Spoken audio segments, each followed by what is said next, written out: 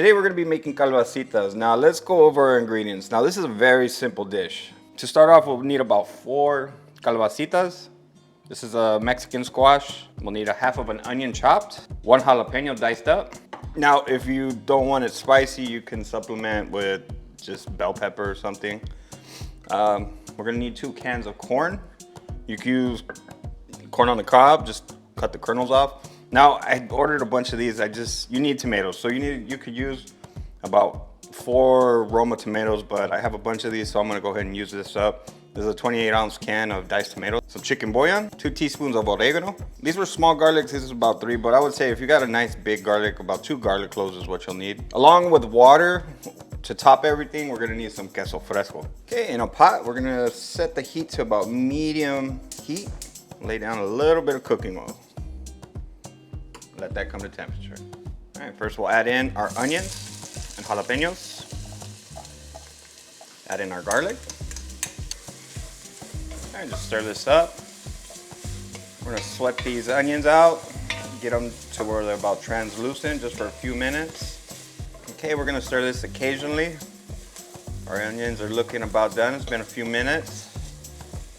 Let this go a little bit longer, then we'll add in our tomato.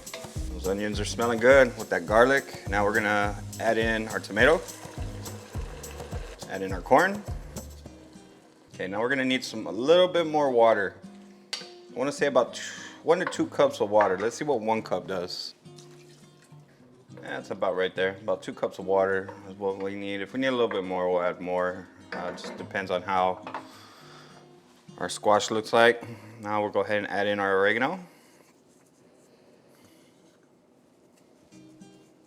Now adding that can of tomato and the corn shocked our temperature, so we're gonna have to let this come back to temperature. Add in our chicken bouillon. Give this a mix.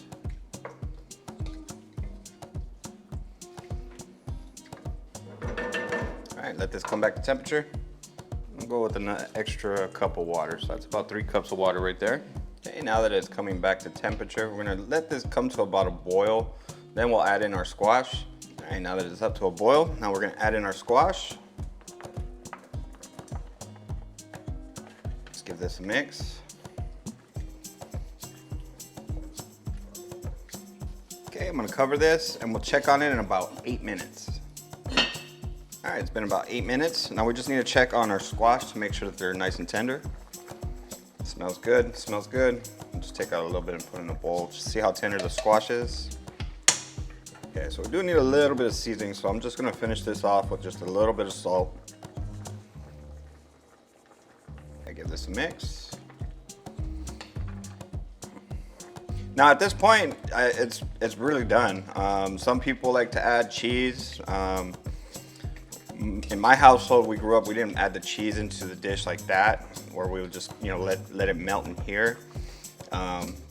We would put the cheese as we serve. Now you can do either way. Either one works just as good. Just if you put the cheese in here, especially if you use like Monterey Jack cheese, it melts, it makes everything roll, gooey and get stuck to the pan. So just be careful with that. But as far as our squash, let me just check for final seasoning. And we can start serving up. That is perfect. All right, let's get a bowl and get it all topped up and get to eating. Dishes like this remind me of my grandma. Especially later on in her years, she would cook with a lot of vegetables. Now we're just gonna top this with some queso fresco. You can use Monterey Jack cheese. We've ate it with Monterey Jack cheese too. Just depending on what kind of cheese texture you want. If you want the gooey, melting cheese. We used to make this with quesadillas too. Give this a stir, get some of that cheese in there. And just a little bit more queso fresco right there on top. And right there, folks, is our calabasitas. That cheese is already starting to melt. Let's dig in, y'all. Cheers. This right here is a guilt-free dish. That queso fresco isn't really heavy.